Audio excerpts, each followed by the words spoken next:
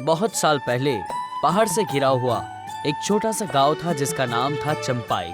चंपाई के लोगों का काम था खेतीबाड़ी करना।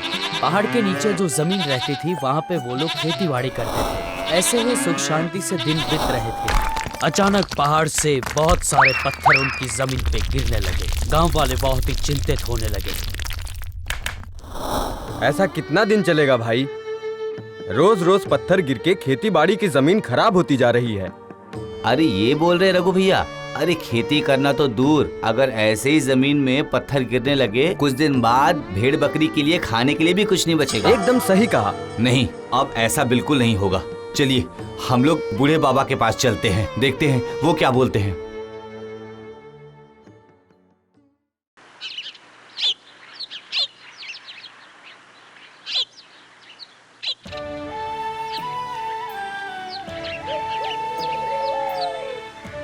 अरे तुम लोग हड़बड़ा क्यों रहे हो? एक एक करके बताओ क्या हुआ है। करने के लिए बात सिर्फ एक ही है बाबा। अरे इस गांव में खाना पीना रहना दुर्लभ हो गया है। पहाड़ टूटकर पत्थर गिरकर पूरा जमीन पत्थर पत्थर हो गया है। खेती करने के लिए भी जमीन नहीं बची है। अब हम कैसे जिएंगे बताइए जरा, हम खाएंगे क्या बताइए हमें। सुनो, इस गांव में ये समस्या पिछले 5 वर्षों से चली आ रही है। युगों युगों से हमारे पूर्वज इस गांव की मिट्टी में दबे हुए हैं। अगर ये जगह हमने छोड़ दी तो उसके साथ हमारा रहना, हमारा रोजगार, हमारा हर चीज बदल जाएगा। हमारा प्यारा गांव अब बस एक पत्थर का खंडहर बन चुका है। हमें यहाँ रह के क्या मिलेगा? हमें तो पहले खा पी कर जिंदा रहने के बारे में सोचना होगा, और इसके लिए अगर खेती छोड़कर शहर में जाकर दूसरा रोजगार हम कर लेंगे। नहीं नहीं नहीं नहीं नहीं, आप लोग गलत सोच रहे हैं। ये गांव हमारा अपना है, इसको बचा के रखने की जिम्मेदारी भी हमारी खुद की है। इसे ऐसे छोड़ के नहीं जा सकता। मैं कल उत्तर दिशा की तरफ जाऊंगा, मैं खुद जाकर देखूंगा।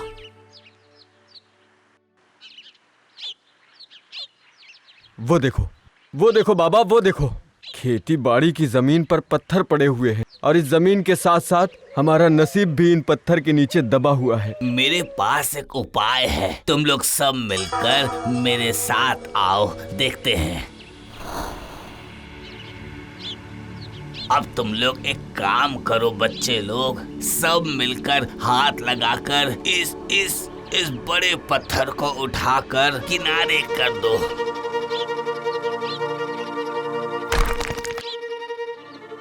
अब इसके बाद इस पत्थर को उठाओ।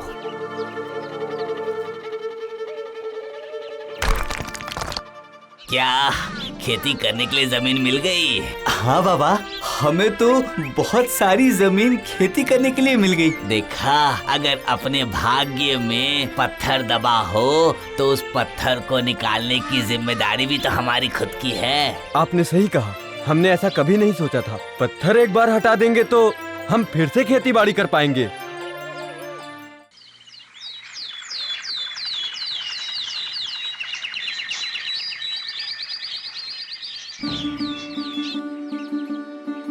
अरे क्या हुआ श्याम, सुबह सुबह काम काज छोड़कर हम लोगों से बात करने आए हो? काम रहेगा तो छोड़ कर आऊंगा ना।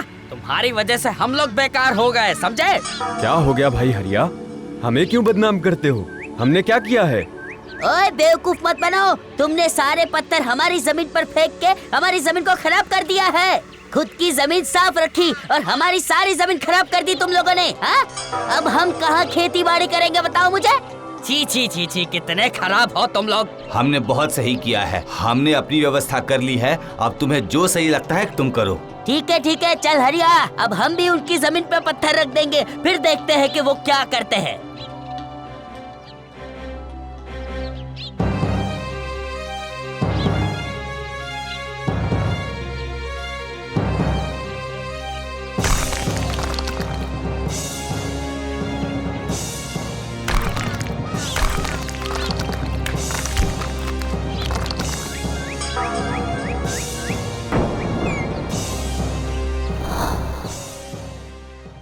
आपने तो सब सुन लिया, अब आप ही बताइए बूढ़े बाबा। देखिए, ये कोई बहुत बड़ी समस्या नहीं है। तुम दोनों ही अगर कुछ जमीन पत्थर रखने के लिए बचा के रख दो तो बाकी बचे जमीन में खेती करके खा पी सकते हो। मगर उत्तर की सारी जमीन तो ब्राह्मणों की है और आपको तो पता ही है पश्चिम की सारी जमीन शूद्रों की है। अब आप बताइए, उनका छुआ हुआ पत्थर हम अपनी जमीन पे रखेंगे तो खेती बाड़ी कैसे करेंगे? अरे कितने बददिमाग है ये लोग, पत्थर में भी जात का नाम लिख दिए हैं। सुनो दादाजी, हम उनके जमीन का एक भी धान छूना भी नहीं चाहते। आप उन्हें साफ साफ बता दीजिए, अगर हमारी जमीन पे वो एक पत्थर तक भी नहीं फेंक सकता है। अगर हम भूखे भी मर जाए तो भी हमें चलेगा। हे ऊपर वाले, अपने ही पैर में पैर देकर इंसान कितना छटपटा रहा है। ठीक है, तो सभी पत्थरों को उठा के पहाड़ के किनारे जमा कर दो। इससे तुम दोनों दिशाओं की जमीन में खेती कर सकोगे। ना रे ना, हमसे इतनी मेहनत नहीं हो पाएगी। अरे इतनी मेहनत कौन करेगा? समझ गया, तुम लोग मेहनत करना नहीं चाहते हो और न छोड़ना चाहते हो। सब कुछ आसानी से मिल जाए, बस यही तुम चाहते हो। अब बस मेरे पास एक ही उपाय है। हम अपने कुल देवता के सामने प्रार्थना करेंगे, वो जो रास्ता दिखाएंगे हम उसी रास्ते पर चलेंगे। ठीक है, यही सही रहेगा।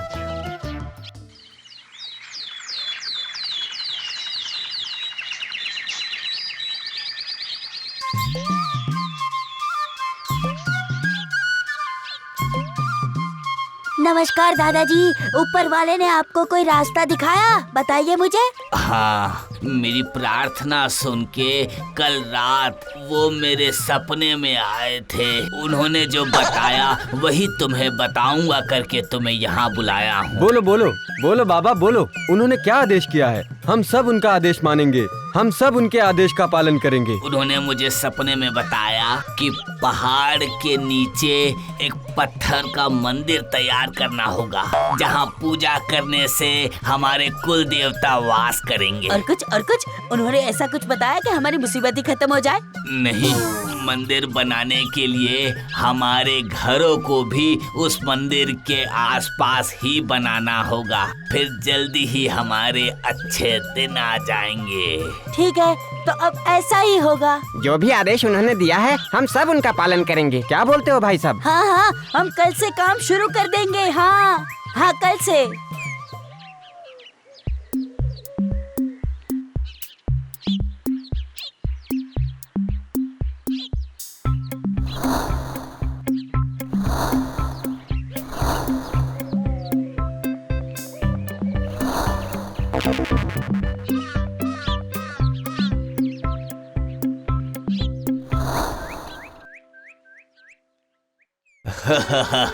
देखे मेरी बुद्धि का कमाल।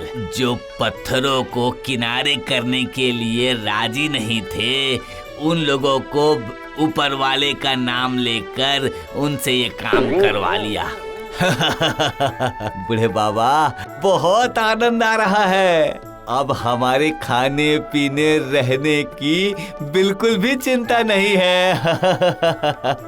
हम हमारा गांव छोड़ के कहीं नहीं जाएंगे। हाँ, हमारी मातृभूमि है, हम यहीं रहेंगे। तुमने हम पर बहुत ही बड़ा उपकार किया है। हे ऊपर वाले, मुझे कोई दोष मत दीजिएगा। ऊपर वाले, इन इंसानों को उनकी पहचान कराने के लिए मुझे आपका सहारा लेना पड़ा। जय जय हो कुल देवता की जय, जय गण देवता की जय, सब इंसानों की जय।